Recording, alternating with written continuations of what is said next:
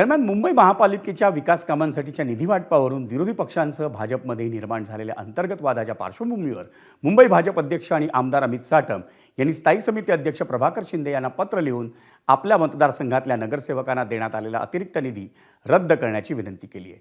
त्या पत्रात अमित साटम यांनी नेमकं काय म्हटलंय आपण पाहूयात ग्राफिक्समधून। माझ्या माहितीप्रमाणे स्थायी समिती अध्यक्ष श्री प्रभाकर शिंदेजी यांना त्या ठिकाणच्या स्थानिक आमदार व मुंबईचे अध्यक्ष भारतीय जनता पक्षाचे यांनी एक पत्र दिलेलं आहे की जर अंधेरी पश्चिम मतदारसंघामधील नगरसेवकांना वाढीव निधी दिला असेल तर तो कमी करण्यात यावा आणि जर असं पत्र दिलं असेल तर मात्र ही सत्ताधारी पक्षावर आलेली नामुष्की आहे।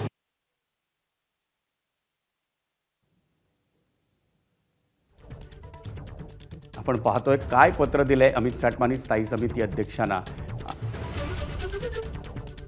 स्थायी समिती अध्यक्षांना 16 एप्रिलला पत्र लिहून काही गोष्टी स्पष्ट नमूद केल्या आहेत असं अमित साटम म्हणतात, कारण त्यांना 16 एप्रिल आधीच याची कल्पना आली होती या निधी वाटपाची। त्यामुळे 16 एप्रिलला त्यांनी पत्र लिहून काही गोष्टी स्पष्टपणे नमूद केल्या आहेत। काय केले त्यांनी स्पष्ट या पत्रात? अंधेरी पश्चिम विधानसभा मतदारसंघातील काही नगरसेवकांना देण्यात आलेला अतिरिक्त निधी हा रद्द करावा असं साटमांनी या पत्रात म्हटलंय।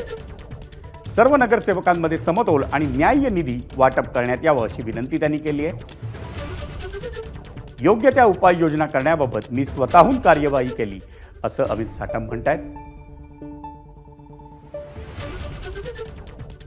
सार्वजनिक निधी वाटपात पारदर्शकता, उत्तरदायित्व आणि न्याय्यतेचं तत्व राखणं यासाठी आम्ही प्रयत्नशील आहोत असंही सांगतायत ते।